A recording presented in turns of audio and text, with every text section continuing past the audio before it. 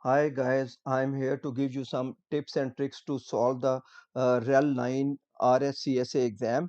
Guys, once you log into your exam environment using your laptop, which will be considered as your base machine, using the credential which you have already set uh, while scheduling the exam, and you if you are taking exam from home, you will use the live USB, right? So if you are taking exam remotely, then in that case they will provide you a machine which will be your base machine. So at home, your laptop will be your base machine, and you will use live USB to uh, enter the Red Hat environment, exam environment. Okay. So once you are there, you will see on the left top corner there will be a word that says activities. You will hit that button, and as soon as you hit that button, you will see number of things. There will be a red hat cap, then virtual machine icon, terminal icon, and application and different things. Okay, so what you have to do first, you hit the red hat cap icon. As soon as you hit that icon, you will see a page will open, and on that page you will find two links. One says instructions, and other will say questions. Okay, so you just hit that link and read the instruction carefully. Okay, so to in order to save the time, you hit uh, the question button and copy this link, and on the top you will see new tab. Just open a new tab and paste that link there. In this way you can, if you want to go to read some instruction again, you can easily go there, and if you want to go back to question, you just hit that tab and you will be there. So this will save your time. Okay, so once this was about the question paper, and then next thing is how you will access to your virtual machines. uh, Second icon which says virtual machine, you can see this computer like icon there, and you will hit that. Okay, once you hit that, a small box will open which says select a VM to control, and on that box you will see node 1, node 2, and node 1, node 2 means, I mean, you will be provided two machine to solve the question. You will have to solve some question on server A and some question on server B. This is what node mean. Okay, so if you select node 1, so as soon as you hit this button, another box will open, and you will find number of options there, like status node 1, start node 1, reboot, shutdown, hard reboot, console node 1 VM, rebuild node 1 VM, and close. But guys, I would suggest you that first stop 1, 2, 3, 4, 5. Do not touch any options here, because you will find all the machine running.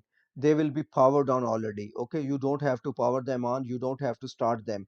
So once you just hit console, and you will get black screen, like in your environment. I can show you, this is how you will get a black screen. Okay, then you will put your the given user and password to get the terminal. Okay, so through console you have to go there. Once you are done with your questions, then reboot it. And once you reboot, make it sure that there shouldn't be any error like control D error. If that error is there, you have to fix that error, because you have to keep the machine running. And it's you have to, after rebooting, log login prompt must be there. If that is not there, examiner will not be able to check your exam and award you points, and eventually you might fail. Okay, so the thing is, uh, you, power, machine will be already powered on. You don't have to do anything initially, and after solving the question, exam question, then you reboot it, and uh, leave it on the login prompt. Okay, and I would suggest another thing, that do the server B task first, then start the server A. Okay, this is my suggestion. And there is another thing, when you open the terminal, you will see that font size is not that bigger. You find it difficult to read it. So just press Control Shift and plus plus button. You will see that font is increasing, and adjust according to your need. And one more thing, when you open the question paper, you will see that font is also very small and you find it difficult to read it. So on the, once you open that page, on the right top corner there are three dots.